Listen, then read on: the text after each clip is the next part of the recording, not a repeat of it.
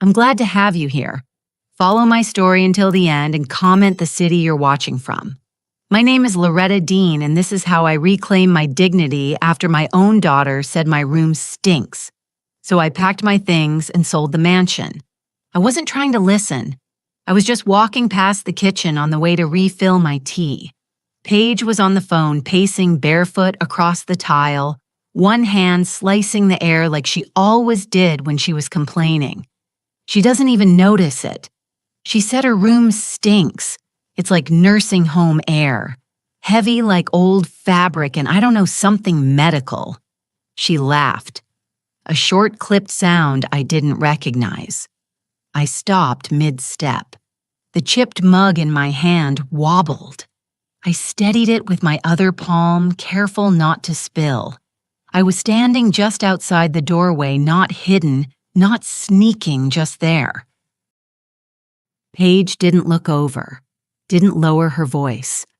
It's seeping into the hallway. She continued, I've sprayed the whole bottom floor, but it's like it clings to everything. My heart didn't race. It slowed. I backed up quiet. The soles of my slippers made no sound on the hardwood. As I returned to the room they let me stay in, they called it the guest room. I closed the door softly behind me, not to hide, just to protect something that had been peeled open too fast. The tea in my mug had cooled. I set it down on the dresser, the same dresser where I kept my folded nightgowns, my vitamins. A framed picture of Paige when she was 7, grinning, no front teeth. I looked at her little face, the face that once begged me to sing one more lullaby, the one who cried when I left for my night shift at Memorial Hospital, the one who ran to me in the mornings with paint-stained fingers and whispered secrets. Now she walks past me without touching my arm. She thanks me for folding laundry like I'm a polite neighbor, not her mother. 3 months ago, I turned 77. 2 weeks later, I had the stroke. Nothing dramatic, just enough to make walking unsteady and mornings uncertain. Paige had called immediately. You shouldn't be alone. Mom, you'll stay with us, just until things settle. I remember a time when I never needed anyone's permission to exist. For 42 years, I worked night shifts as a nurse at Memorial, bringing babies into the world, holding the hands of those leaving it. People trusted me with their lives, their last words, their first breaths. Now I need permission to adjust the thermostat. I picked up the mug again. The crack along the rim had widened slightly. I ran my thumb over it, feeling the rough edge, another damaged thing trying to remain useful. Then I sat down in the armchair beside the window. Outside, the roses I planted last spring were starting to fade, dried at the edges, brittle, from too much sun. Still there, still trying. Just like me, I still keep the pink linen dress in a garment bag tucked behind winter coats I no longer wear. I bought it 5 years ago, a retirement gift to myself. A soft collar, delicate pleat, mother of pearl buttons down the front. I'd imagined wearing it to Sunday brunches with friends, maybe in some quiet cafe with real tablecloths and sunlight slanting through tall windows. I never wore it, not once. The brunches never happened. The friends either passed on or moved away. And I moved into Paige's guest room with a suitcase and a promise that it was only for a little while. I sold my condo. Quiet street, south-facing windows, the kind of place I imagined aging into. The money helped with the down payment on this house. Paige's name on the mortgage, my savings, and the closing. At first, it felt like a shared home. I baked muffins. I watched Tyler and Zoe when Paige had meetings. I paid the water bill without being asked. Then my boxes were moved to the garage. My chair was removed from the living room. My name stopped appearing on the Wi-Fi password post-it. I became the silent hum in the background, the folded towels, the hot tea, the extra hand during school pickup when schedules got tight.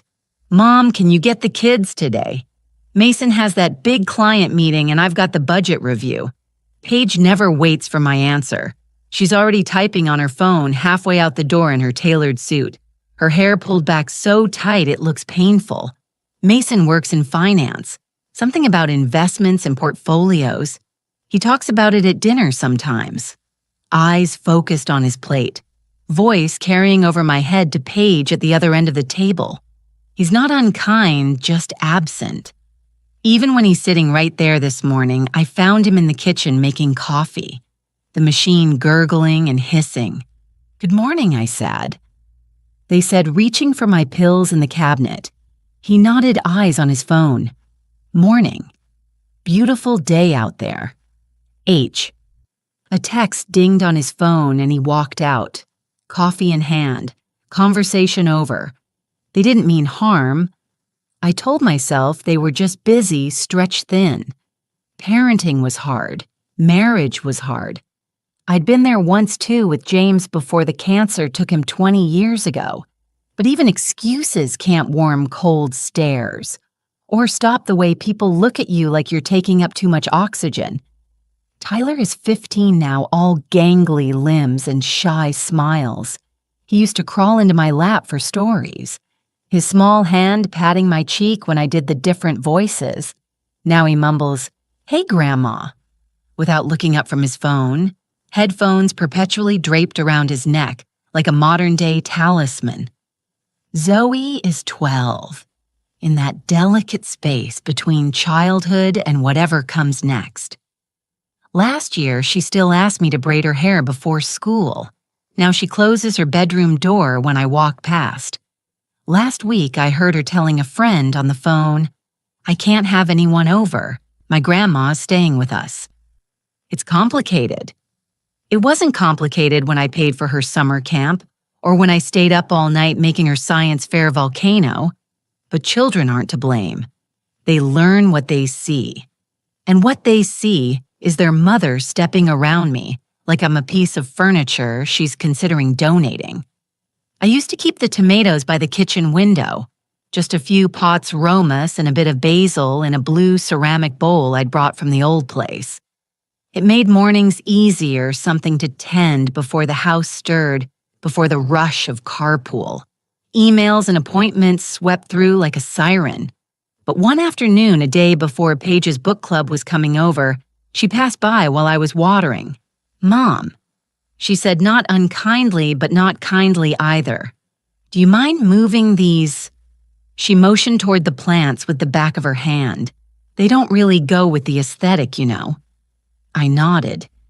I moved them, carried each one carefully behind the shed, where no one but the raccoons would see them. The soil's different there, less sun. I had to fight mildew and squirrels, and the tomatoes didn't sweeten the way they used to. Still, I tended them daily, watered, pruned, talked to them when no one was listening. Sometimes Zoe would follow me out back, but mostly the twins stayed busy. They stopped hugging me around the same time I stopped being in their pictures. Now it's mostly small nods, a distracted, "Hi, Grandma." Once I reached to fix Tyler's collar and he flinched, not out of fear, but reflex, like I was someone he wasn't used to being touched by. I still bake muffins, banana bread, sugar cookies with lemon zest, things I know they once loved. I place them on the counter warm just as the kids come down for school, but they grab protein bars, now cold things wrapped in plastic.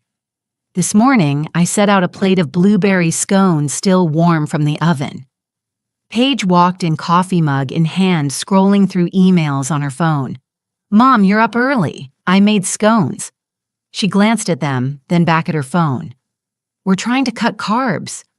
I wrapped the scones in foil and put them in the freezer next to last week's banana bread and the month's worth of meals I'd prepared when they went to visit Mason's parents in Chicago, without telling me until the night before they left last week. Paige lit a candle outside my door, one of those designer ones, glass jar minimalist label. The scent was labeled clean linen, but it smelled like bleach and apology. "Don't take it personally," she said when I asked.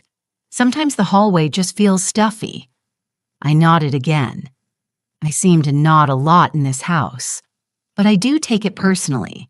I take it personally when they close the pantry door while I'm reaching for oatmeal. When they rewash the dishes I've already cleaned.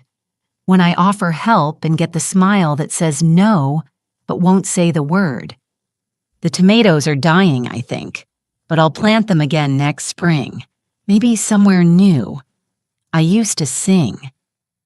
Did you know that in the church choir every Sunday, and sometimes just for myself, folding laundry or washing dishes, James said I had a voice like warm honey, smooth and sweet. I believed him because love makes us believe beautiful lies. Now I hum quietly under my breath when I'm alone. Even then, I sometimes catch myself mid-note and stop like I'm taking up too much space, with just the vibration in my throat. Yesterday, they were discussing my doctor's appointment at dinner, not with me about me. The neurologist said her recovery is plateauing, Paige said to Mason Fork, hovering over her salmon. We should probably look into more regular care. I'm sitting right here, I said, but my voice came out thinner than I intended. Paige blinked like she'd forgotten. Of course, Mom. We're just concerned. I can manage my own appointments. You forgot the last one. Remember, I had to reschedule. I hadn't forgotten. The appointment was at 2Y, but Tyler had a half day at school and no one had told me until that morning. I chose my grandson over a routine checkup. Somehow, that became another mark in the column of my decline. Later that evening, I overheard Paige on the phone again, probably with her friend Diane. It's getting worse. She lost her glasses 3 times last week. I found them in the refrigerator once. I wanted to explain. I'd put them down to help Zoe with a school project, and my hands were full of glue and glitter. The refrigerator was the closest clean surface. But explanations sound like excuses when you're already deemed incompetent. Then came the candle, the expensive one, with the clean linen scent. Paige placed it on the small table outside my room, lit it with a long match, and gave me a tight smile, just freshening things up a bit. I felt the heat rise to my face, not from anger, but from shame. Did I smell? Had I become that person? The one whose bodily presence offends. I started showering twice a day after that. Using the lavender soap Paige had given me last Christmas, still in its gift box until then. I scrubbed until my skin was pink and raw. I washed my nightgowns every day, hung them in the bathroom to dry instead of using the dryer, afraid the scent would somehow contaminate the family's clothes. One night, unable to sleep, I went to the kitchen for tea. Tyler was there, illuminated by the open refrigerator, making a sandwich. "Hey, Grandma," he said, startled.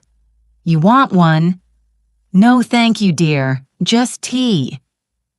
He nodded, concentrating on spreading peanut butter in perfectly even strokes. "Mom's been weird lately," he said, suddenly all stressed about the house and stuff. "Oh yeah, she keeps saying we need to present well because of Mason's promotion, whatever that means." He rolled his eyes, a gesture so reminiscent of Paige at his age that my heart squeezed. "I think your mom just wants everything to be nice." Yeah, but he hesitated, then closed the refrigerator. "Never mind." "What is it, Tyler?" He sighed, shoulders slumping. "I heard her talking to Dad about putting you in a home like a care place or something. She said it would be better for everyone." The kettle began to whistle, a thin, high sound like a distant scream. I turned it off with a hand that didn't feel like my own. "I see," I said. Because what else could I say? "I told her it was messed up," Tyler said fiercely, suddenly looking older than his 15 years. "Your family." I hugged him. Then this tall boy, who still had traces of the child I used to read to, he hugged me back, brief but real, then grabbed his sandwich and disappeared upstairs. I didn't make the tea. I went back to my room and sat in the dark thinking about all the places I'd been, all the homes I'd made, all the people I'd cared for, and how easily we become inconvenient when we're no longer useful in the ways others want us to be. On my 77th birthday, no one remembered until dinner.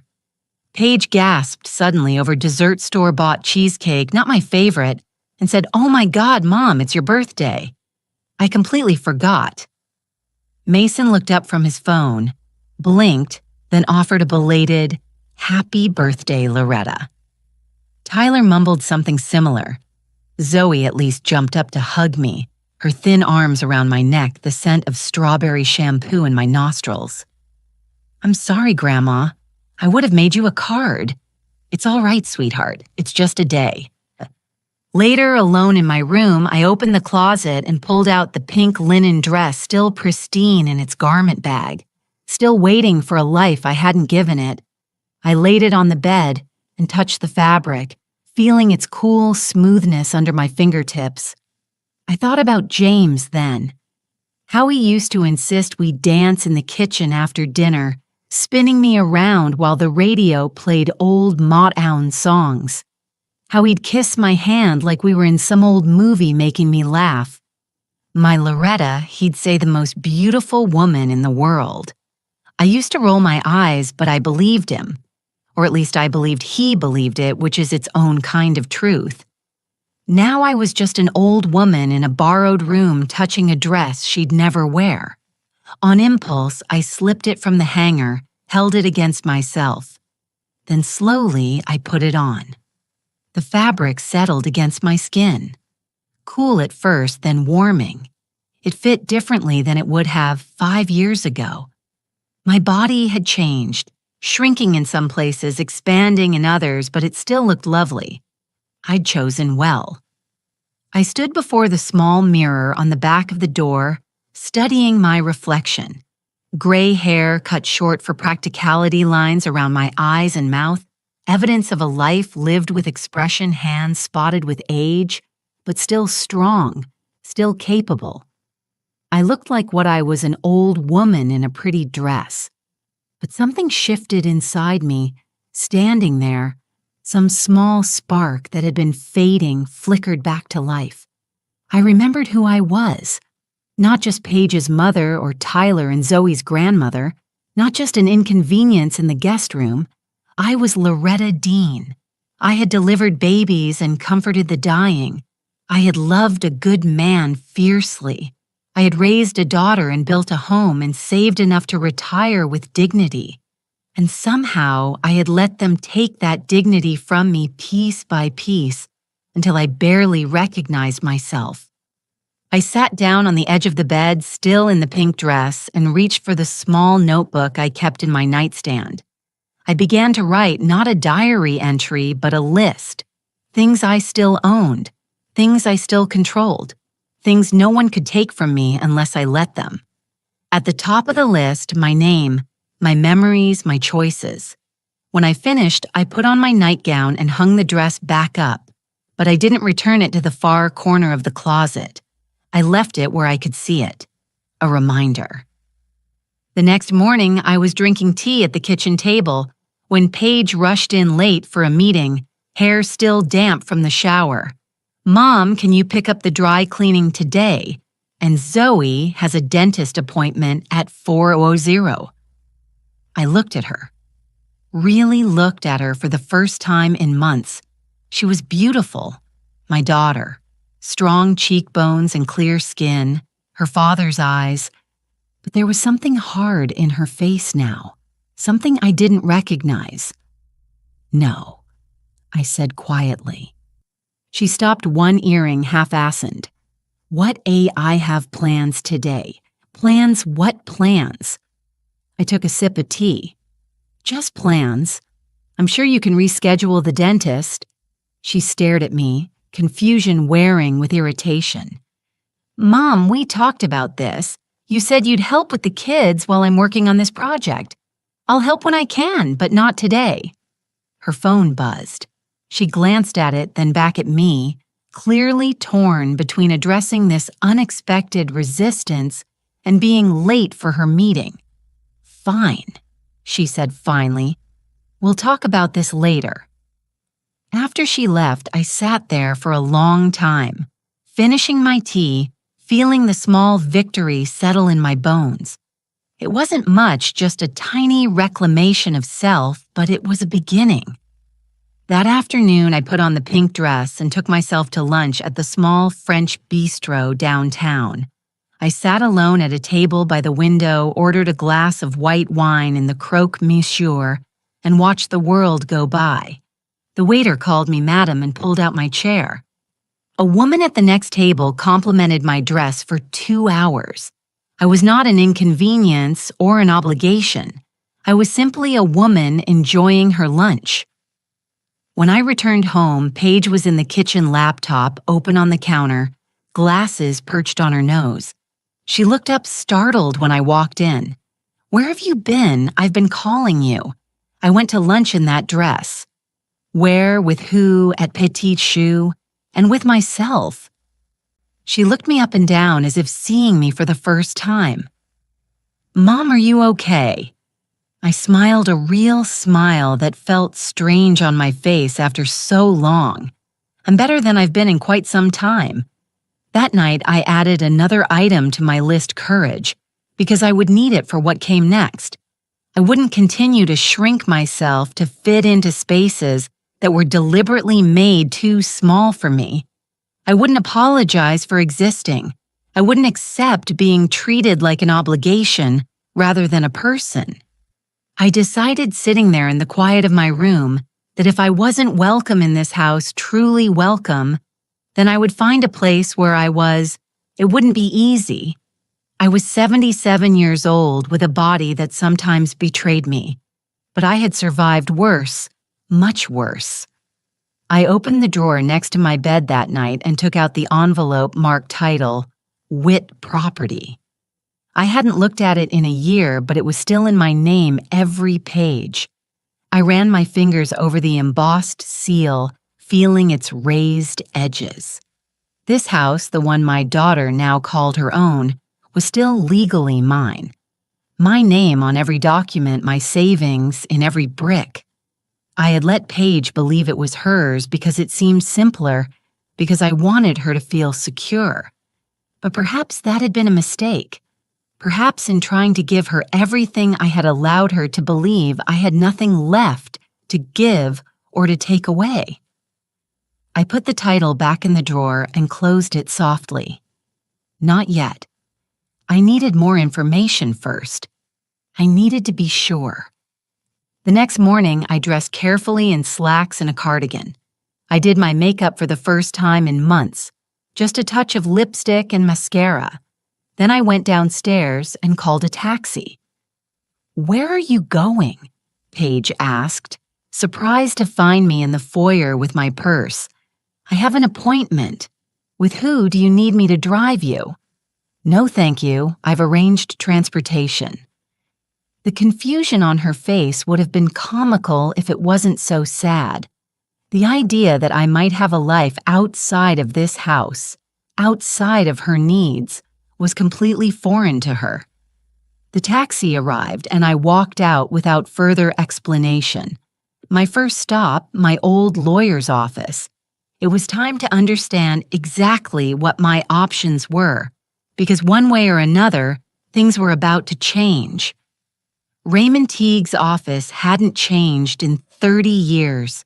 Same leather chairs, same oak desk, same diplomas on the wall, though the glass frames had collected a fine layer of dust in the corners. The man himself had aged his once black hair, now completely silver, but his eyes were just as sharp. "Loretta Dean," he said, rising from his chair when his secretary showed me in. "It's been too long." I shook his hand. "Hello, Raymond. Thank you for seeing me on such short notice." He gestured to the chair across from his desk. "For you always. You were there when my Martha passed. I don't forget things like that. I'd been his wife's night nurse during her final days with cancer. That was before Paige was even born.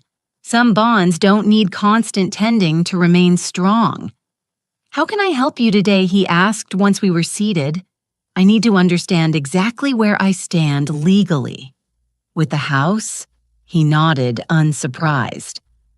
I wondered when you'd come asking about that. He pulled open a drawer and extracted a thick file. I still have all the paperwork here. Your daughter never filed the deed transfer we discussed. What does that mean exactly? It means, Loretta, that you still own the house outright. Your name is on every page of the deed. He adjusted his glasses. That gives you full legal authority to sell or transfer it.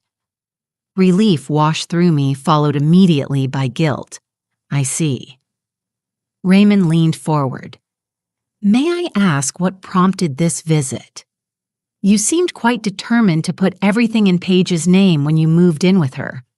I hesitated, not wanting to sound like a bitter old woman complaining about her daughter, but Raymond had known me for decades. He drafted my will, handled James's estate, seen me through my highest and lowest moments. I've been less than welcome there. It seems he waited, giving me space to continue. I sold my condo to help with the down payment. I thought we'd live together as family, but I searched for the right words and inconvenienced something to be managed rather than loved. I told him about the candle outside my door, about the conversations I'd overheard about Tyler's late-night revelation that they were considering a care place for me. Raymond's expression darkened. And your health, the stroke. I'm steady on my feet now. My doctor says I've recovered remarkably well. I take my medication. I exercise daily.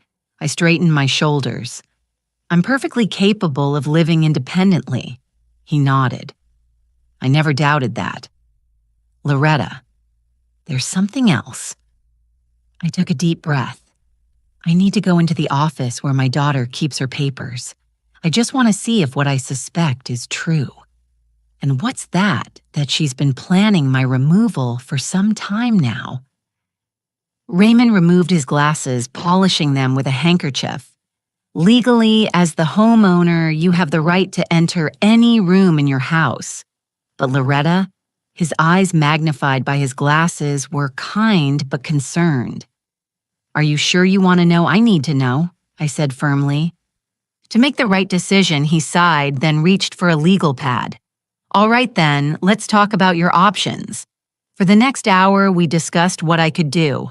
Sell the house, transfer it to a trust, evict my own daughter, though we both knew I would never do that. By the time I left, I had a clearer picture of my rights and my choices. Be careful, Loretta, Raymond said as his secretary called me a taxi. And call me once you've decided what you want to do. That afternoon, I returned to a quiet house. Paige was at work. Mason was traveling for business. The kids were at school. I made myself a cup of tea, then climbed the stairs to the small office Paige had claimed as her own. I wasn't sneaking. It was my house after all. But my heart still pounded as I turned the handle. The office was meticulously organized just like Paige herself. Files and labeled folders, color-coded notebooks, a sleek laptop closed on the desk.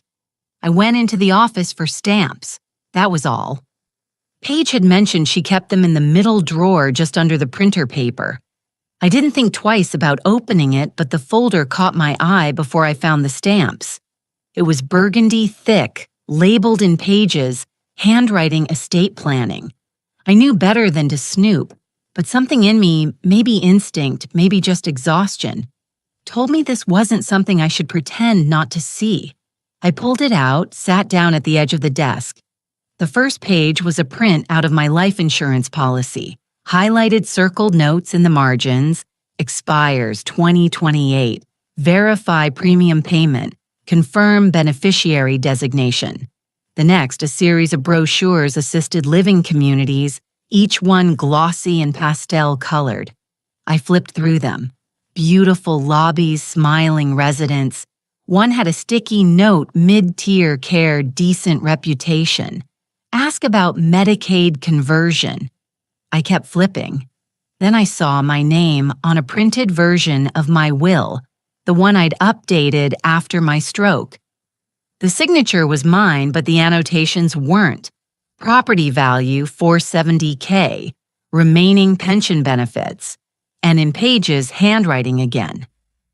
Next to the line about my small savings account will need access if medical decline accelerates, there were printouts of my bank statements, a letter from my doctor that I'd never seen, a form about power of attorney, partially filled out in pages, neat handwriting awaiting only my signature.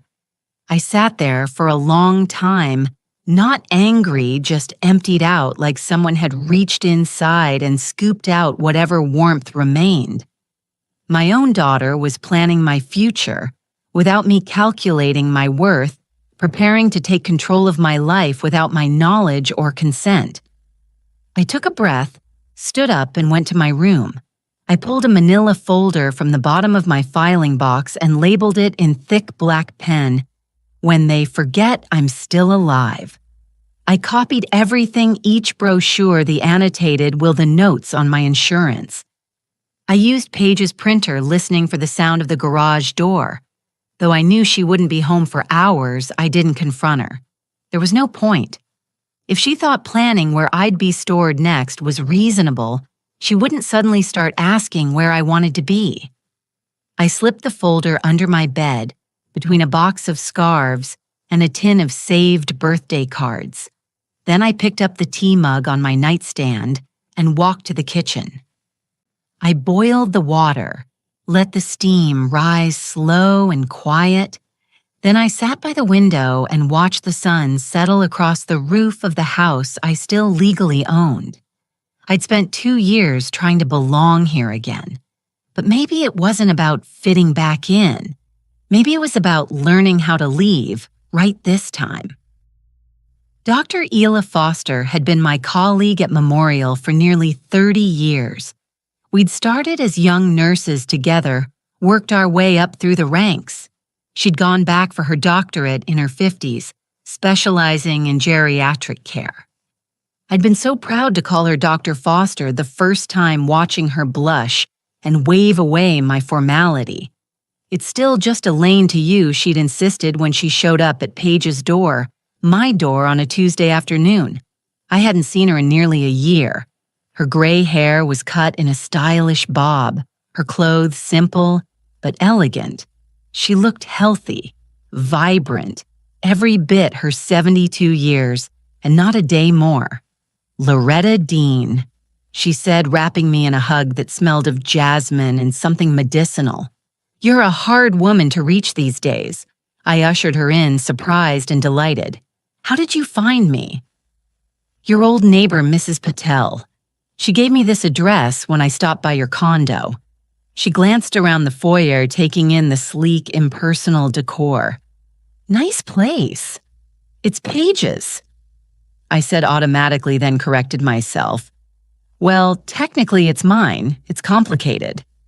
Elaine raised an eyebrow. "Sounds like we need tea in the kitchen." I put the kettle on while Elaine settled at the counter, placing a paper bag in front of her. "I brought you something," she said, "from the garden." Inside the bag were 3 perfectly ripe tomatoes, their skin taut and red, and a small pot of basil, its leaves glossy and fragrant. "I remembered how you always grew them," she said. "Thought maybe you still did." The sight of them, so perfect, so normal, brought an unexpected lump to my throat. "I tried, I sass," he said. "But they didn't do well here," she nodded, not asking for elaboration. That was Elaine's gift, knowing when to press and when to wait. We had a shorthand developed over decades of working night shifts together, making quick decisions in dim hospital rooms while the rest of the world slept. I poured tea into 2 mugs, set out some cookies I'd baked that morning. We talked about old colleagues, about her grandchildren, about the book club she'd started. Normal things, safe things. Then she set down her mug and fixed me with that look I knew so well. The one that said she was about to address what was really on her mind. Loretta, how are you really? And just like that, the careful walls I'd built crumbled. Not in a dramatic way. No tears or wailing, just a quiet collapse of pretense. I'm invisible, I said simply. I'm fading away in my own home. She reached across the counter and took my hand. Her skin was warm, her grip strong. Tell me. So I did about the candle, about the folders, about the way I'd become furniture in a house I'd helped buy. As I spoke, her expression shifted from concern to something harder, more resolute. You know, she said when I finished, I've been wanting to tell you about this place I found. What place? It's called Horizon Gardens. It's a co-op for seniors, but not like those depressing assisted living facilities. She pulled out her phone, scrolled through some photos. It's more like a community of small homes. Everyone has their own space, but there's shared gardens, a rec room activities. It's for people who want independence, but also connection. Charming cottages arranged around a central courtyard gardens, bursting with flowers. A community room where people gathered around tables playing cards or working on art projects. I joined their board last year, she continued. We help match people with units when they become available. It's not charity. Everyone pays their way, but we keep it affordable. I looked at the photos, feeling a tug of longing. It looks lovely. A unit just opened up last week. 1-bedroom private patio, south-facing windows. She gave me a meaningful look. Just like your old condo. I stared at her. Elaine, are you offering me a place? I'm telling you there's an option if you want it. She put her phone away. You don't have to disappear, Loretta. You don't have to shrink until there's nothing left. Before I could respond, the front door opened. Paige's voice called out. Mom, whose car is in the driveway, she appeared in the kitchen doorway, still in her work clothes, a look of surprise on her face. Oh, hello. Her tone was polite but cool. I straightened. Paige, this is Dr. Ela Foster, my friend from Memorial. Elaine, my daughter, Paige. They exchanged pleasantries, but I could see Paige's discomfort. The intrusion of my past life, my separate identity into her carefully controlled domain, unsettled her. I should get going. Elaine said, reading the room with her usual perceptiveness. She gathered her purse, then pulled a card from her wallet and handed it to me. Think about what I said, Loretta. Call me any time. After she left, Paige busied herself making coffee, her movements quick and efficient. I didn't know you had friends visiting today, she said. Not quite accusatory. It was a surprise, I replied. She just stopped by. Paige nodded eyes on the coffee maker. What's that? She gestured to the tomatoes and basil still sitting on the counter. Just a gift from Elaine's garden. She frowned slightly. Where will you put them? The kitchen windowsill is full with my herbs, the ones I'd never seen her use that were slowly dying from neglect. I picked up the tomatoes and basil. Don't worry, I'll find a place for them later. I added Elaine's card to my growing folder under the bed. Another piece of my escape plan taking shape, one document at a time. A trust, Raymond Teague said, tapping his pen against the legal pad. That's what I recommend. It was my third visit to his office in 2 weeks. Each time I'd told Paige I was going to physical therapy, an excuse she never questioned. She was too relieved to have me out of the house to be suspicious. What exactly would that mean? I asked. It means you'd transfer the house into a legal entity, the trust which you control. You can set specific conditions about how and when the property can be used or transferred. He leaned forward. Most importantly, you could stipulate that while you're alive, you maintain full authority over the property. And after I'm gone, that's up to you. You could leave it to Paige, to the grandchildren, to charity, whatever you decide. I considered this. Would Paige know about the trust? Not unless you tell her. The transfer happens behind the scenes, legally speaking. I nodded slowly. And if I wanted to sell the house as the trustee, you'd have full authority to do so." He paused, studying me. "Is that what you're considering, Loretta?" "I'm considering all my options." He made a note on his pad. "There's something else you should know. I took the liberty of having the property appraised. Given the current market, it's worth considerably more than your daughter might realize." He slid a paper across the desk. I glanced down at the number and blinked. "That's much higher than I expected." "The housing market has been very favorable to sellers lately." He folded his hands. "If you did decide to sell, you'd have more than enough to secure comfortable accommodations elsewhere and still have a significant amount left over." The possibilities began to unfold in my mind. Freedom, security, a home that was truly mine again. "There's one more thing," Raymond said, his tone shifting. "I'm concerned about these documents you found, particularly the power of attorney form. What about it if Paige were to obtain your signature on that document under false pretenses, or during a moment of confusion, she could effectively take control of your finances and medical decisions?" A chill ran through me. "She wouldn't. I'm not suggesting your daughter has malicious intent," he said carefully, "but her actions show she's making plans for your future without your input. That's concerning, to say the least."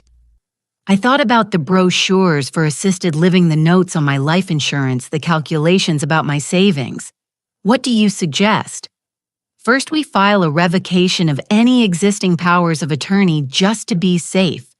Then we create a new one, naming someone you trust implicitly, not Paige." My mind went immediately to Elaine. She would understand the responsibility. She would respect my wishes. "I know just the person," I said. By the time I left Raymond's office that day, I had a plan. Not just vague ideas, but concrete steps. A path forward that would protect me and in a way protect Paige too, from becoming the kind of daughter who would warehouse her mother for convenience. As the taxi drove me home, I looked out at the passing neighborhoods, the neat houses with their trimmed lawns, their carefully tended gardens. I'd spent my life caring for others, my patients, my husband, my daughter. I'd poured myself out until there was barely anything left, but I wasn't empty yet. There was still enough of me to save myself. When I returned home, the house was quiet. I went to my room and called Elaine.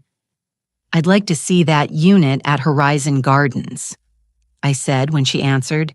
"If it's still available." I could hear the smile in her voice. "I'll pick you up tomorrow at 10. Gracie Morrison used to talk about the co-op all the time before her cancer came back, before the hospital stays, before she stopped calling altogether. She said it wasn't like those places where you waited to die. It was where people went to live how they wanted, where no one measured your worth by how many chores you could still do, or how quietly you stayed out of the way.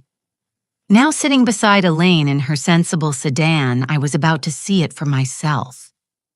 Horizon Gardens sat just off the edge of the parkway, hidden behind tall crepe myrtles, in a wooden fence painted pale yellow. From the outside, it looked like a small, well-maintained apartment complex. Nothing fancy, nothing institutional, just normal. It was originally built in the 1970s as regular apartments, Elaine explained as we pulled into the parking lot. A group of retirees from the hospital bought it about 15 years ago and converted it into a co-op. Each resident owns a share and pays monthly maintenance fees. It's self-governed nonprofit. We walked through a simple gate into a central courtyard. Immediately, I felt something shift inside me. The space was alive. Flowering plants in raised beds, a small fountain bubbling in the center, benches placed in conversational groupings, and people gay-haired, wrinkled, moving at various speeds, engaged in life. A woman watering plants, a man reading a newspaper on his patio, two ladies playing chess at a stone table. They looked up as we passed, offered genuine smiles and nods. No one looked through me. No one seemed annoyed by my presence. The woman at the front desk greeted me like I was expected, even though I hadn't called ahead. Her name was Margot Washington. She wore blue glasses and no makeup and didn't look at me like I was a problem to solve. "You're welcome to walk through the common room," she said. "There's no rush." I saw a table of women in their 70s playing Scrabble. One man reading a paperback on the couch by the fireplace. The scent in the air was lavender. Real lavender, not a candle pretending. Outside, tomato plants were strung with twine, and rosemary grew in planters. A corner shelf held paintbrushes, seed packets, and 3 pairs of gardening gloves. "The unit I mentioned is just down this path," Elaine said, guiding me past a small pond where koi-ish flashed orange and white beneath the surface. Unit 8 was at the end of a brick walkway, a small cottage with a front porch just big enough for a chair and a small table. Elaine unlocked the door and stepped aside so I could enter first. The space was compact but thoughtfully designed, a living area with large windows facing south. A small kitchen with a breakfast bar, a bedroom with space for a queen-sized bed and dresser, a bathroom with grab bars already installed but discreetly, not like a hospital room. It was empty of furniture but full of possibility. I could already see where my reading chair would go, where I'd place the small table where James and I used to eat breakfast, where the photo of Paige as a child would sit. The previous occupant was Dewey Evans. Elaine said she moved to be closer to her son in Arizona, lived here happily for 12 years. I walked to the back door, which opened onto a small private patio. Beyond it was a shared garden space already planted with vegetables and flowers. I could smell basil and mint on the breeze. "What do you think?" Elaine asked after I'd explored every corner. "It feels like somewhere I could breathe." She nodded, understanding. "The monthly fee covers all utilities, maintenance, landscaping, and access to all common areas. There's a shuttle to the grocery store 3 times a week. The hospital is 10 minutes away, and there's a clinic on site 2 days a week. And the cost." She handed me a sheet of paper with figures. The buy-in was substantial but fair. The monthly fee was less than I'd expected, and with what Raymond had told me about the house's value. "It's doable," I said, almost to myself. "More than doable with your resources." Elaine touched my arm gently. "The board reviews all applications, but I'll be honest. Loretta, yours would sail through. You're exactly the kind of resident we want. Independent, engaged, with a lifetime of experience to share." I looked around the empty space once more, seeing not what was there, but what could be. A place where I wouldn't have to shrink, where I wouldn't have to apologize for existing, where candles would be for light or scent, not to mask my presence. "I didn't bring the application," I said. Margot appeared in the doorway, smiling, a folder in her hand. "But I did," she said, "just in case." I took it, feeling the weight of possibility in my hands. "There's one unit that just became available," she said quietly. "If you're serious, I'll hold it for 24 hours. "Yes," I said before I had time to doubt myself.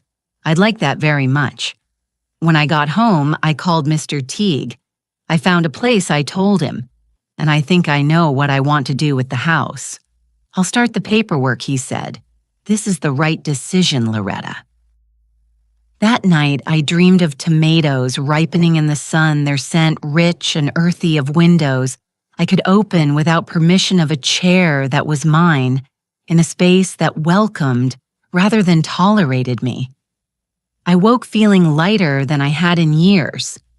I started in the closet, not packing yet, just sorting. Shoes I hadn't worn in years, sweaters that still smelled like the cedar chest from my condo, my mother's quilt, a tin of sewing notions I kept even though my fingers no longer worked the way they used to. I labeled the first box kitchen, keep the second donate, and the third not for them. I wasn't sure when I'd make the move, but I knew now I could, and that was enough to keep going. By the end of the week, I had 7 boxes lined up under the bed. Small things I could sort through quietly while the house was empty. Family photographs, books I treasured, the silver tea service James' mother had given us as a wedding present. I didn't take everything just what mattered. My movements around the house changed.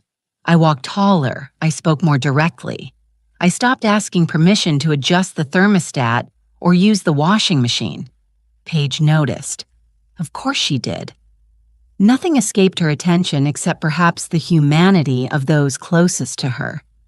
"You seem different lately," she said one evening as I prepared a cup of tea in the kitchen. "More, I don't know, present." "Do I?" I stirred honey into my cup. "I'm feeling more like myself, I suppose." She leaned against the counter, studying me. "Is it the new medication Dr. Harmon mentioned? There might be an adjustment period. I hadn't started any new medication. Dr. Harmon had suggested it at my last appointment, but I decided against it. Interesting that Paige thought she knew better than I did what was happening with my own body. Maybe I said not correcting her, or maybe I'm just finding my way back. She frowned slightly. Back to what? To myself. The confusion on her face would have been comical if it wasn't so telling. The idea that I had a self separate from her, needs, her convenience, her life, was apparently foreign. "Well, I'm glad you're feeling better," she said finally. "But Mom..." She hesitated, choosing her words carefully. "If you're struggling with anything, memory confusion, anything like that, you need to tell us. We can help." I took a sip of tea, letting the warmth spread through me. "I'll be sure to do that."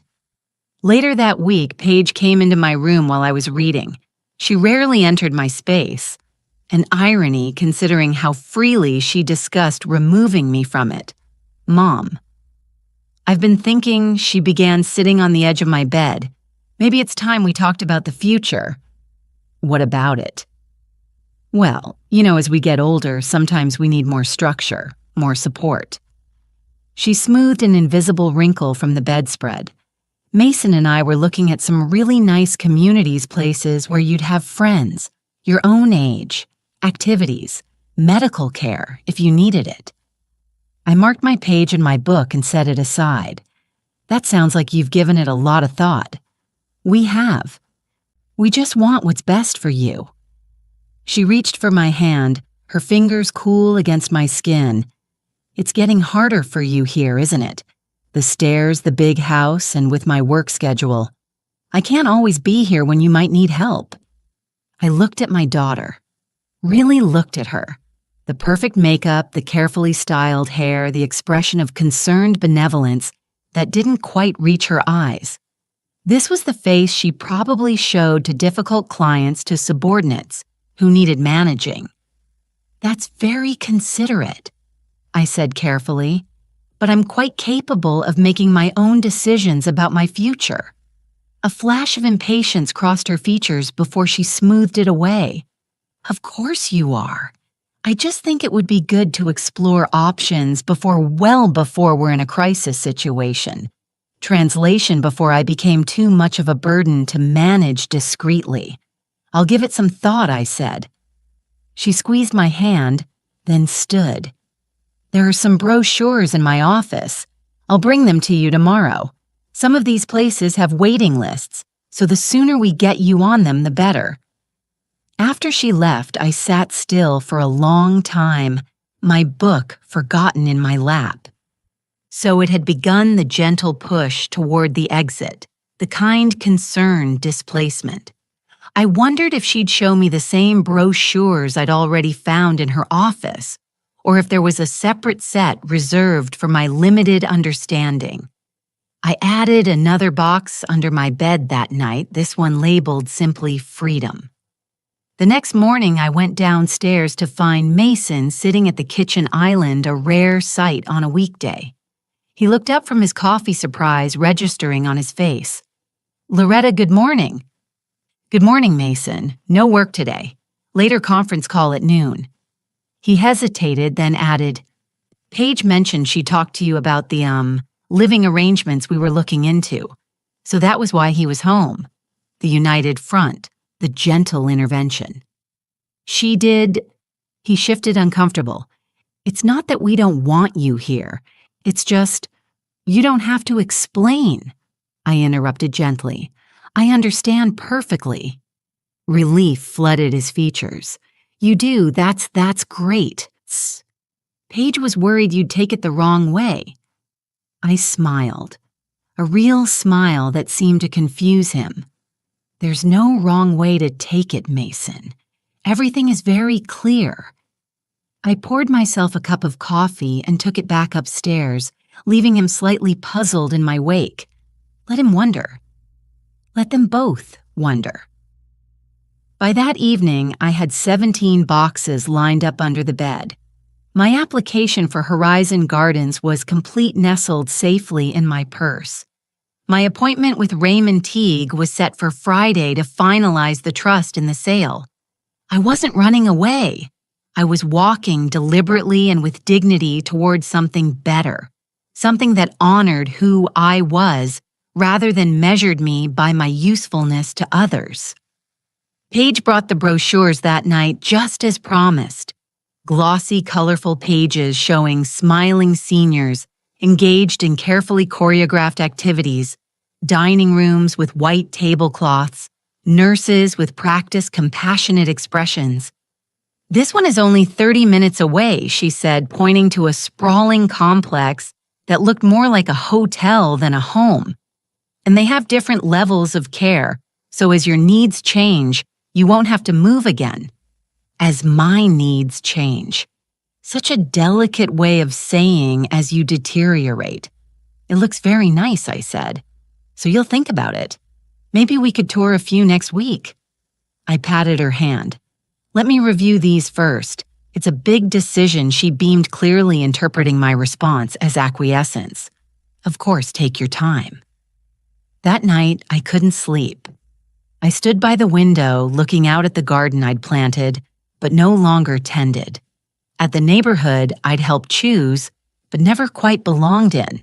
At the life I'd funded, but wasn't welcome to fully participate in. Tomorrow, I decided I would call Elaine tomorrow. It was time to set the wheels in motion. I climbed back into bed, and for the first time in months, slept deeply and without dreams. Paige's face was a study in disbelief.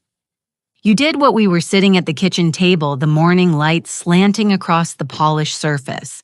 I'd chosen this moment carefully, Mason at work, the children at school, just the two of us in the quiet house. I consulted a lawyer, I repeated calmly about my legal options. Her coffee mug halted halfway to her lips. Legal options for what? For the house, for my finances, for my future. She set the mug down with deliberate control. I don't understand. We've been discussing your future. I showed you those communities. No, Paige, you've been planning my future. There's a difference. I folded my hands on the table. You never asked what I wanted.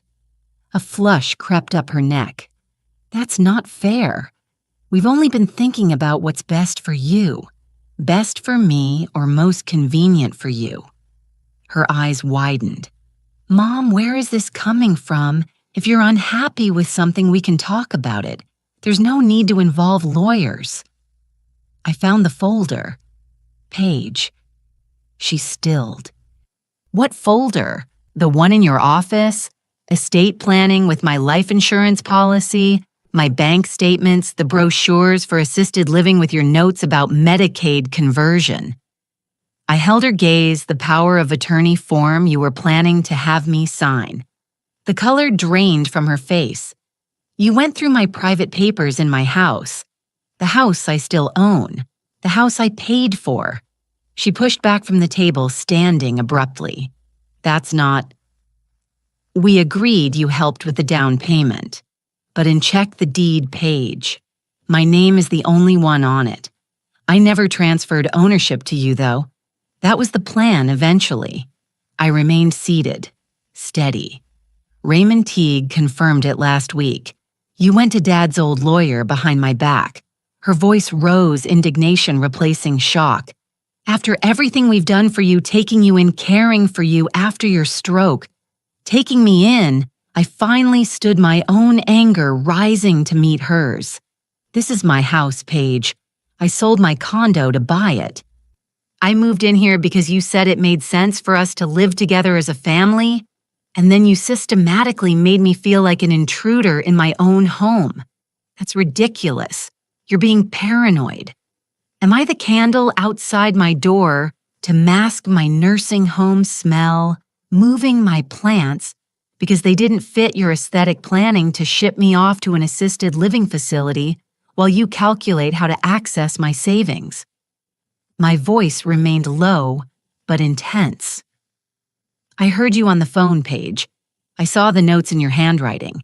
Don't insult me by denying it now. She crossed her arms, defensive. Fine. Yes, I've been looking into options. Someone has to. You had a stroke, Mom. You forget things. You need help. I had a minor stroke over 2 years ago. I've recovered remarkably well according to my doctor, whose assessment I found in your file, by the way. I take my medication. I exercise. I'm perfectly capable of living independently. So, what you're going to sell the house out from under us, make us homeless to prove a point. The melodrama might have been funny if it wasn't so revealing of how she saw the situation. No, Paige. I'm not like you. I don't make plans for other people's lives without their knowledge or consent. I softened my tone. I'm moving out. I found a place that suits me better, a community where I'll have my own space but also support if I need it. She blinked, thrown off balance by this unexpected direction, moving where it's called Horizon Gardens. It's a co-op for seniors. I've already been approved for a unit, a retirement home. You're choosing some institutional. It's not institutional. It's a community of independent adults who respect each other. I sat back down, suddenly tired of standing. The house will be placed in a trust. You and Mason will have 6 months to decide if you want to buy it from the trust at fair market value or if you prefer to find somewhere else to live. You can't be serious. Her voice had lost its edge, uncertainty creeping in. I've never been more serious about anything in my life. She sank back into her chair, staring at me like I was a stranger. Perhaps I was. The mother she knew or thought she knew would never have stood up for herself this way. When, she asked finally, I move at the end of the month. The trust paperwork will be finalized next week. Does Mason know about this? I'm telling you first as a courtesy. She laughed a short, bitter sound. A courtesy after blindsiding me with legal maneuvers and secret plans. The irony of her complaint wasn't lost on either of us. She had the grace to look slightly ashamed. What about the kids? She asked, shifting tactics. They love having you here. This will devastate them. Will it? When was the last time either of them spent more than 5 minutes with me? When was the last time you encouraged them to? I shook my head. They'll be welcome to visit me any time. My door will always be open to them. We sat in silence for a long moment, the weight of years of unspoken resentments and misunderstandings between us. I never meant for you to feel unwelcome, she said finally, her voice smaller. I know, I replied, and I did know. She hadn't been deliberately cruel, just thoughtless, focused on her own convenience, viewing me as a problem to solve rather than a person to cherish. But intention and impact are different things, Paige. She looked down at her hands, twisting her wedding ring. So that's it. You've made up your mind. Yes, and there's nothing I can say to change it. Would you even try? I asked gently. Or are you just worried about having to find a new house? Her silence was answer enough. Later that evening, Mason came home early. I heard them arguing in their bedroom, voices rising and falling, my name mentioned repeatedly. Then he knocked on my door, his expression a mixture of disbelief and calculation. "Loretta," he began, an unusual formality in his tone. "Paige told me about your decision. I set aside my book." "Yes." He sat down in the chair by the window, running a hand through his hair. "Look, I understand you might be feeling overlooked. Maybe we haven't been as attentive as we should be. We can fix that." "This isn't about attention, Mason. Then what is it about?" "Because from where I'm sitting, it looks like you're punishing Paige for trying to plan for your care. I'm not punishing anyone. I'm choosing what's best for me." He leaned forward, switching to his negotiator voice, the one he probably used with difficult clients. "Let's be practical. At your age, living alone isn't ideal. What if you fall? What if there's another stroke? At least here someone would find you. At Horizon Gardens, I'll have neighbors who actually check on each other. A community that notices if someone doesn't show up for coffee." I met his gaze steadily. "When was the last time either of you came into my room just to see how I was doing, not to ask me to watch the kids or pick up dry cleaning, but just to talk?" He had the decency to look uncomfortable. "We've been busy. That's not an excuse. It's just reality." I understand busy Mason. I raised Paige alone while working night shifts. I helped care for James through cancer treatments while managing a household. Busy isn't new to me. I folded my hands in my lap. But we make time for what we value. That landed harder than I intended. He stood up defensive again. "So this is about feeling undervalued. Tell us what you need, then don't blow up our lives with lawyers and trusts. I've told you what I need. My own space where I'm respected. It's too late for anything else." He paced the small room, agitated. "Have you considered what this will do to the kids, to our stability? We can't afford to buy this house at market value right now. The timing is terrible with my company's restructuring." And there it was, the real concern. Not my well-being, not family harmony, but finances and convenience. "The trust gives you 6 months, I said, and you'll have options for financing. Raymond will explain everything." He stopped pacing to stare at me. "You're really going through with this, yes?" After he left, I sat quietly in my room listening to the sounds of the house, Paige and Mason's muffled argument, the dishwasher humming downstairs, Tyler's music bleeding through the wall, bass heavy and insistent. I didn't feel triumphant, just resolved and a little sad that it had come to this. The next morning, there was a new candle outside my door. Not the clean linen scent this time, but lavender and olive branch, perhaps. Or just another reminder of a problem they thought needed masking. Either way, I left it unlit. Paige had a conference in Asheville. Mason had a client meeting in Charlotte. The kids had a soccer tournament nearby. They left early Friday morning, all in a rush bags tumbling down the stairs. Paige shouted for someone to grab the sunscreen. Then the door slammed and silence followed. I waited 15 minutes, boiled water, drank tea. Then I opened the window and let the morning air touch my face. The weekend away had been planned for months. I'd heard them discussing it over dinner, making arrangements, coordinating schedules. Not once had they asked if I wanted to join them. Not once had they seemed to consider what I would do alone in the house for 3 days. It was the perfect opportunity. By 10, Hezeris Margot and a man named Harold Jenkins from the co-op had pulled into the driveway in an unmarked van. Elaine arrived minutes later in her sedan. "Are you sure about the timing?" Elaine asked as we stood in the foyer. Wouldn't it be better to tell them face to face? I've already said everything that needs saying, I replied. The rest is just details. They didn't ask questions. They didn't comment on the house. They just helped me carry out 17 boxes, 2 suitcases, and the tomato pots from behind the shed. I didn't take everything, just what mattered. My quilt, the photo of Paige at age 7, the pink linen dress, my Bible, a shoebox of letters from people who remembered me before I became wallpaper.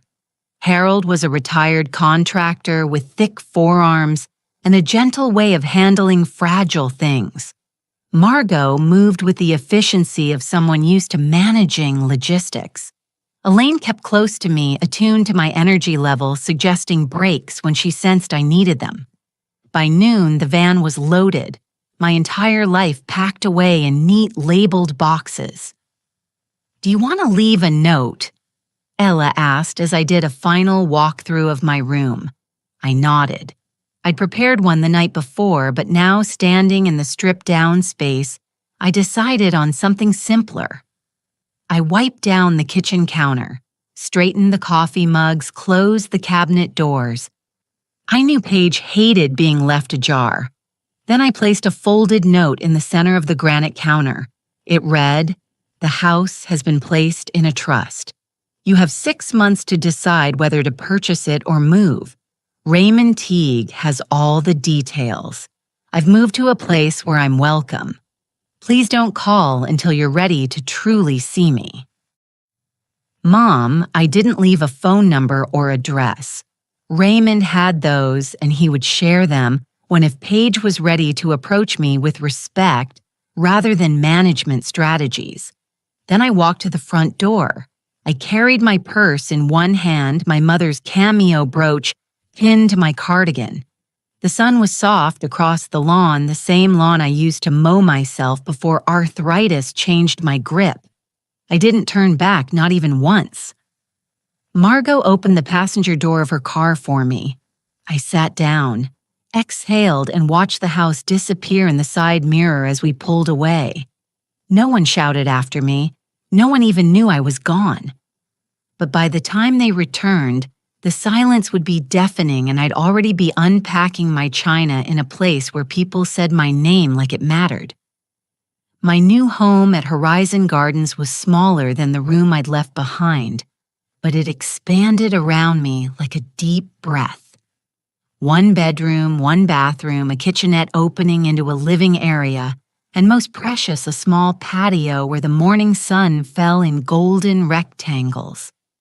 Margot helped me arrange the furniture we'd brought from storage, my reading chair by the window, James's bookshelf against the wall, the small dining table where we'd eaten countless meals together. Harold hung curtains and installed a bird feeder outside the kitchen window. Elaine organized my kitchen, putting everything in logical places, occasionally asking where I'd prefer something to go. They asked.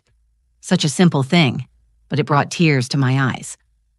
By evening, the essential unpacking was done. Margot and Harold left with promises to check on me the next day. Elaine stayed ordering Chinese food from a place that delivered. We ate it straight from the containers, sitting on cushions on the floor because I hadn't yet unpacked the dining chairs. To new beginnings, she said, raising her paper cup of green tea. I tapped my cup against hers. To being seen after she left. I sat alone in my new living room, listening to the unfamiliar sounds, a dog barking in the distance, the soft of the refrigerator wind and the crepe myrtles outside my window. No footsteps overhead, no hushed arguments behind closed doors, no sense of tiptoeing through someone else's space, just me breathing freely for the first time in years. I slept deeply that night, wrapped in my mother's quilt, dreaming of nothing and everything. Morning brought a knock at my door. Harold stood there, a potted plant in his weathered hands. "Housewarming," he said gruffly, holding it out. "Mint for tea." I invited him in, made coffee, learned he'd been at Horizon Gardens for 8 years since his wife passed, that he ran the garden committee and could help me set up my patio planters when I was ready. As he was leaving, he paused. Bingo. On Wednesdays, not mandatory, but good people. He cleared his throat. Just so you know. Later exploring the grounds, I met Georgia Wilson tending roses near the common room, Beverly Chen practicing Tai Chi on the lawn, Marcus Elliott walking his small terrier Pepper. Each greeted me by name. Each welcomed me without reservation. Your Elaine's friend from Memorial, Wright, Georgia, asked pruning shears poised midair. The night nurse. Yes, I said, surprised to be identified by my profession rather than my age or infirmity. Thank goodness. We need more medical people around here. Everyone thinks they're an expert because they read WebMD. She snipped a dead bloom. You should come to the health committee meeting on Monday. We're lobbying for a full-time nurse practitioner on site. I found myself agreeing, found myself mattering in a way I hadn't for too long. Meanwhile, across town, a different scene was unfolding. I imagined Paige returning home, finding my note. The shock, the disbelief, the realization that I had not only left, but had reclaimed my power in a way she never anticipated. Raymond called that evening. They're back, he said without preamble. Your daughter is upset. I expected she would be. She's threatening legal action, claims you're not of sound mind, that you've been manipulated. I sighed. Can she do anything? Not successfully. We've documented your mental competence thoroughly. The neurologist's report is clear. The trust is ironclad. He paused. But it could get messy emotional. She'll calm down eventually. She always does. Paige processes anger before reason. She wants your address, your phone number. Do you think she's ready to really talk to me? To listen? He hesitated. No, not yet. Then don't give them to her. Not until she's ready to see me as a person, not a problem. After we hung up, I sat on my new patio as evening settled around me. I'd planted the tomatoes in large containers positioned to catch the morning sun. Beside them, basil and rosemary stretched toward the fading light. My phone rang repeatedly that night. Paige Mason, even the children's numbers flashed on the screen. I let them all go to voicemail, not out of spite, but because I needed this boundary. Needed them to understand that access to me was no longer automatic or on their terms. The messages varied in tone. Shock, anger, pleading accusations. How could you do this to us? This is completely irresponsible. Please come home, Mom. We can work this out. You've put us in an impossible position. By morning, they had shifted. More reasonable, less accusatory.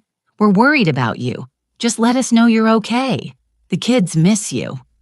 I listened to each one, hearing not just the words, but what lay beneath them.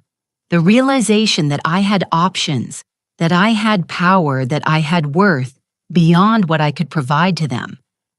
I was arranging my books by color on the shelves in my new living room when the first text came through from an unknown number. Grandma, it's Tyler. Mom doesn't know I'm texting you. Where are you? Are you okay? My heart squeezed. I had missed him. This gangly boy on the cusp of manhood. I texted back, I'm fine, sweetheart. I've moved to a place of my own. I'll explain everything when things calm down. 3 dots appeared, disappeared, appeared again. Mom is freaking out. Dad keeps making calls to lawyers. I'm sorry for the upheaval. This isn't about punishing anyone. It's about me needing to be somewhere I'm respected. A long pause then. Was it because of what I told you about them wanting to put you in a home, no Tyler? It was many things over a long time. None of it is your fault. Can I see you? I hesitated. I didn't want to put him in the middle of an adult conflict, but I also didn't want to reject his genuine reaching out. Yes, but let's give it a week or two for things to settle. I promise I'll contact you soon. Okay? I miss you. 3 simple words that brought tears to my eyes. I miss you too, sweetheart. That night, I attended a potluck in the common room, brought a plate of lemon bars made in my new oven, sat at a table with Georgia Beverly, and Marcus talked about books and politics and the best way to keep squirrels out of tomato plants. No one asked why I'd moved there. No one treated me like I was fragile or declining. I was just Loretta, the new resident, the former night nurse, the maker of excellent lemon bars. I walked home under a sky spattered with stars, a lightness in my step that had nothing to do with physical health and everything to do with spirit. For the first time in years, I wasn't fading. I was becoming more visible with each passing day. The knock was firm, insistent, 3 sharp raps that carried determination. I'd been expecting it for days, had rehearsed what I would say, how I would stand my ground without cruelty. Still, my heart quickened as I moved to the door. Paige stood on my small porch, arms crossed, face set, in lines of controlled anger. Behind her, Mason waited beside their car, a reluctant participant in this confrontation. "May I come in?" she asked, formal and cold. I stepped aside. Of course she entered, taking in my new home with quick assessing glances, looking, I suspected, for evidence of inadequacy. Proof that I couldn't possibly be better off here than in her spacious guest room. Instead, she saw curtains blowing gently in the breeze, fresh flowers on the table books arranged on shelves, my reading chair positioned perfectly to catch the afternoon light. A home small but complete, thoughtfully arranged to please no one but myself. "So this is where you disappeared to," she said, still standing, unwilling to accept the comfort of a seat. "This is where I moved to," I corrected gently. There was no disappearance. I left a note. A note, she practically spat the word. "After everything we've done for you, all we've sacrificed, you left a note and vanished. Do you have any idea what you've put us through?" I gestured to the sofa. "Please sit down. Paige, would you like some tea?" "I don't want tea. I want an explanation." I sat in my chair, folding my hands in my lap. I've already explained both in conversation before I left and in my note. I needed to be somewhere I was welcomed, not merely accommodated. That's not fair. We welcomed you. We adjusted our entire lives to make space for you. Did you? Or did you simply allow me to exist in the periphery of your lives? Useful when convenient, invisible when not. She paced the small room, too agitated to be still. "So you're punishing us, taking away our home, because you felt underappreciated. The house was always mine, Paige. I never transferred the deed to you, though that was my intention eventually. But more importantly, I'm not punishing anyone. I'm choosing what's best for me. By threatening to make us homeless if we can't buy the house in 6 months.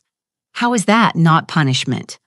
6 months is a reasonable time frame, and the trust includes provisions for a fair price. Below market value if you choose to buy." Raymond explained all of this. She stopped pacing to stare at me. "Why didn't you just talk to us? Tell us you were unhappy. We could have worked something out." The question was so lacking in self-awareness that I almost laughed. "Paige, I tried for 2 years. I tried. I adjusted to your rules, your schedules, your preferences. I made myself smaller and quieter and less demanding. I watched you plan my future without consulting me. I heard you complain about my presence in what was supposed to be my home, too. That's not the candle outside my door. Paige, the one to mask my nursing home smell. I heard you on the phone." She had the grace to flush. That was one comment taken out of context.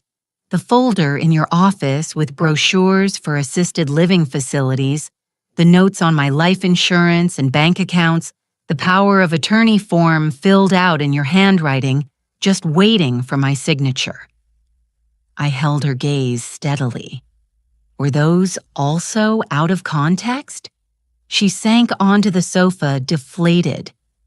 You don't understand. We were trying to be prepared to have options if your health declined again, without discussing any of it with me, without considering what I might want. We were trying to protect you. No, Paige, you were trying to manage me. There's a difference. We sat in silence for a long moment, the weight of years of misunderstanding between us. So that's it, she asked finally. You're just gone living here in this tiny place away from your family. I'm not gone. I'm right here. My door is open to you and the children anytime you want to visit, but on my terms with mutual respect.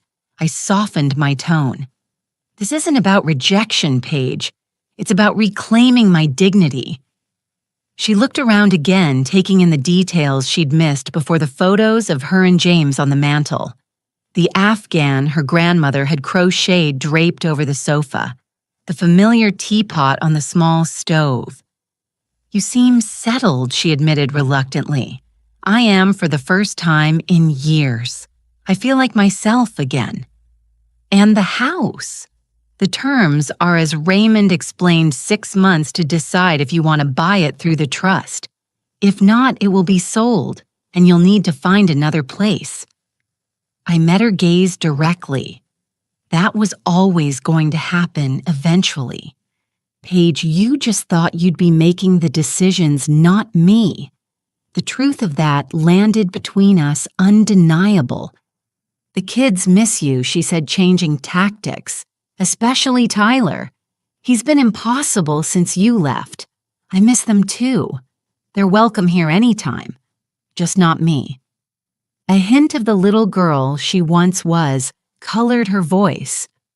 You too, Paige, but only if you can see me as I am, a person with worth and wisdom, not just an aging parent to be managed. I leaned forward. I'm still your mother. I still love you, but I won't be diminished anymore. She stood gathering her purse, her composure. I should go. Mason is waiting. At the door, she paused. I just wanted to say she hesitated, searching for words. I never meant for you to feel unwelcome. I'm sorry if that's how it came across. It wasn't quite the recognition I'd hoped for, but it was a start. I know I said. Intention and impact are different things. She nodded, a flicker of understanding crossing her features. Then she was gone, the door closing softly behind her. I watched from the window as she spoke briefly to Mason, his face registering surprise, then resignation. They drove away without looking back. I made myself a cup of tea, sat in my chair, listened to the silence punctuated only by bird song and distant laughter from the common garden. The confrontation had gone better than I'd feared, worse than I'd hoped. Not a resolution, but perhaps the beginning of one. My phone buzzed with a text from Tyler. Is it okay if I come see you this weekend? I smiled, typing back. I'd love that. I'll make chocolate chip cookies. Some bridges remain even when others must be rebuilt from their foundations. The knock was soft, 3 gentle taps like someone who wasn't sure if they should be standing there at all. I opened the door and there he was. Tyler, backpack slung over one shoulder, eyes down, sneakers scuffed taller than I remembered. I told Mom I had chess club, he said before I could speak. I just wanted to see if you were okay. Before I could answer, he stepped forward and wrapped his arms around me. Not the polite hug teenagers give relatives at holidays, but something real, tight, quick, wordless, inside. He looked around like the place belonged in a dream he hadn't been allowed to have. It smells like cookies, he said. It could, I replied. If we make some, he grinned. We stood in the kitchen, elbow to elbow. He cracked the eggs too hard, spilled flour on the floor, ate dough straight from the spoon. I didn't correct a thing. You were always there. he said once quietly while the cookies baked. At every game, at all the school things. I never really noticed. I'm sorry. I didn't need him to say that, but it landed like something soft after months of stone. It's all right. You're noticing now. I poured 2 glasses of milk and slid the warm tray onto the table. We sat and talked about nothing big. His art class, a joke from science, a girl named Jenna, who drew wolves in her notebook. He laughed with his whole face like he hadn't in a while. 2 hours passed before he stood up again. He grabbed a second cookie for the road and slipped it into his hoodie pocket. At the door, he looked back and asked, "Can I come again next week? Any time," I said, "but only if you want to." He nodded a quiet kind of promise in his eyes and walked down the path back toward wherever he had to lie next. I closed the door. My kitchen still smelled like vanilla and brown sugar, and for the first time in years, I didn't feel like a ghost in someone else's life. I felt like someone worth visiting. The next afternoon, my phone rang. Paige's number. I answered cautiously. "Tyler told me he came to see you," she said without preamble. I tensed, preparing for accusations. "Yes, we made cookies." A pause. "He said your place is nice, cozy. It suits me." Another pause longer. "He wants to come again regularly. He's welcome any time," she sighed. A sound carrying both resignation and something else. Maybe relief. "I won't stop him. Just let me know when he's there, okay?" So, I don't worry. Of course. After we hung up, I sat on my patio watching butterflies dance among the lavender I'd planted. A small victory, but one that felt significant. A crack in the wall of resentment and misunderstanding. The following week, Tyler came again, and the week after that, sometimes we baked, sometimes we just talked. Once we walked to the small duck pond at the edge of the property and fed the birds with seeds provided by the garden committee. On his 4th visit, he brought Zoe. She stood awkwardly in my living room, taking everything in with suspicious eyes. "It's small," she said finally. "Yes," I agreed. "But it's just right for one person," Tyler elbowed her. "Grandma has cookies," he said with the air of someone sharing privileged information. Her resistance lasted through exactly half a cookie before she began to thaw. By the end of the visit, she was showing me pictures on her phone, telling me about a book she was reading, asking if I'd help her learn to knit. Next time, I promised. I'll find my needles. As they were leaving, Zoe hesitated. "Mom said you left because you were mad at her." I chose my words carefully. I left because I needed my own space. It wasn't about being angry. It was about being happy. She considered this. "Are you happy?" I looked around my small, sunlit home at the tomato plants flourishing on the patio, at the half-finished watercolor on the easel by the window, a new hobby encouraged by Beverly from the art committee. "Yes," I said. "I'm very happy," she nodded. "Processing this." "Good. That's good." Then with the directness of youth, "I miss you at breakfast. Mom's pancakes aren't as good as yours." A small admission, but it warmed me. "I miss you too. But now, when we see each other, it can be special. Quality time, not just passing in the hallway." That night, I received a text from Paige. "The kids came home happy. Thank you for that." A small olive branch. I replied, "They're wonderful people. You've raised them well."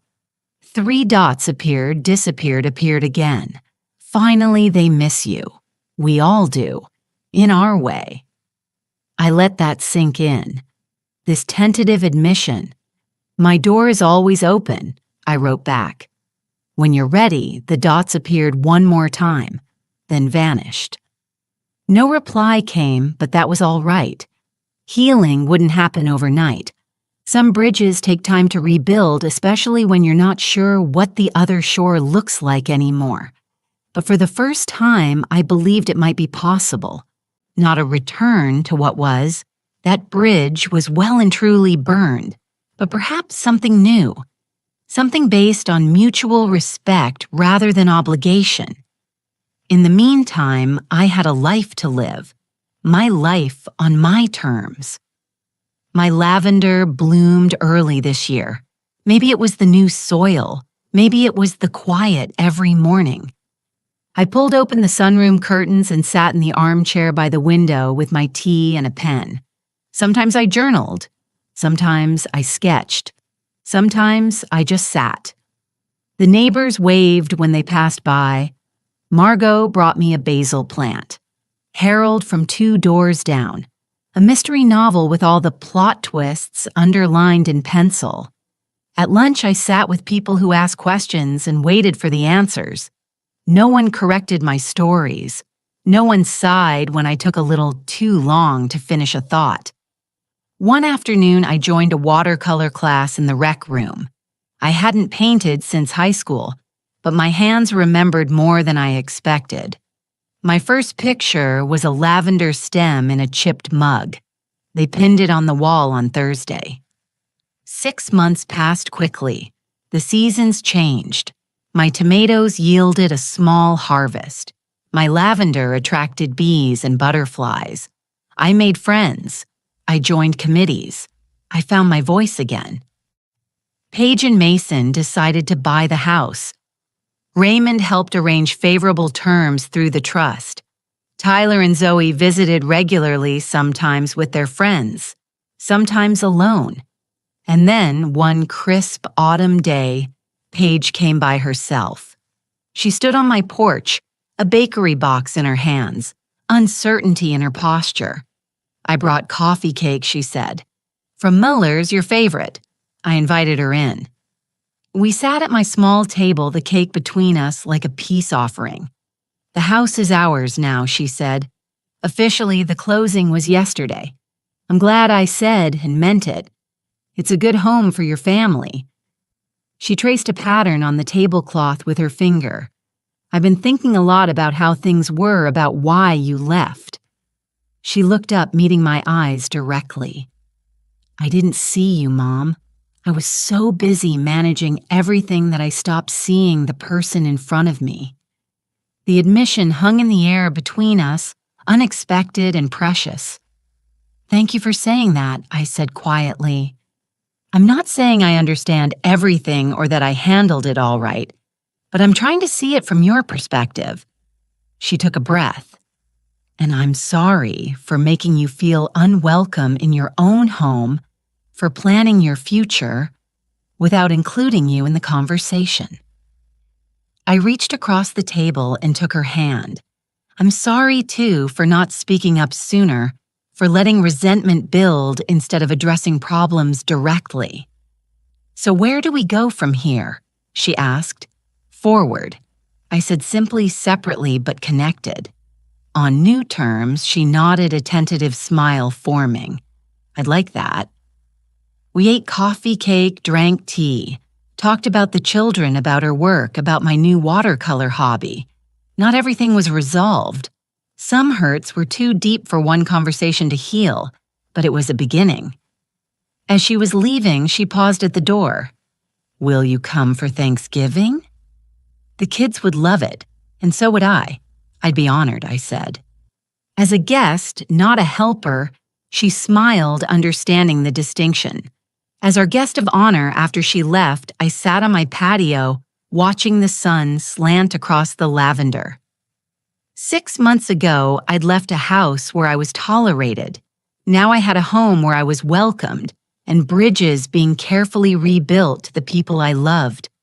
That evening, I opened my closet and took out the pink linen dress, still hanging in its garment bag. I slipped it on the fabric, cool against my skin. It fit differently now. My body had changed again, growing stronger from daily walks and gardening, but it still looked lovely. I'd chosen well. I looked in the mirror, seeing not just an old woman in a pretty dress, but a person who had reclaimed her dignity, who had demanded respect and created a life worth living. Tomorrow, I'd wear it to the Community Sense monthly dinner dance. Harold had asked if I might save him a waltz. Georgia had promised to introduce me to her brother, a retired doctor with a passion for jazz. But tonight, I would sit on my patio with a glass of wine, listening to the evening sounds of my new neighborhood, the distant laughter from the common room, the soft conversations on nearby porches, the wind in the crepe myrtles. All around me, my lavender bloomed in the fading light, filling the air with sweetness, not masking anything, just being exactly what it was meant to be, just like me. What would you do if you were in my place? Have you ever been through something similar? Comment below. Thank you for watching.